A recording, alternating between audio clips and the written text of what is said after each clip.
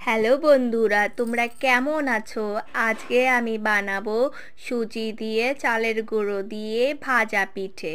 তার আগে সুজিটা আমি ভিজিয়ে রেখেছিলাম, মিক্সিতে ভালো করে পিষিয়ে নিয়ে চালের গুঁড়ো দিয়ে দুধ দিয়ে মিশিয়ে ব্যাটারটা বানাই নিয়ে তারপরে দেখো ফুলকো ফুলকো ভাজা পিঠে।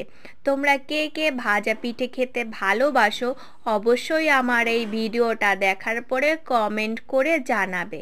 আর যদি আমার ভিডিও দেখে ভালো লাগে অবশ্যই আমাকে একটা সাবস্ক্রাইবার করবে। আমি তো নতুন নতুন করে ভিডিও করছি, তোমরা যদি আমাকে সাহায্য করো বা আমার সঙ্গে থাকো তাহলে আমি আরও নতুন নতুন আরও ভালো ভালো ভিডিও দেওয়ার চেষ্টা করব।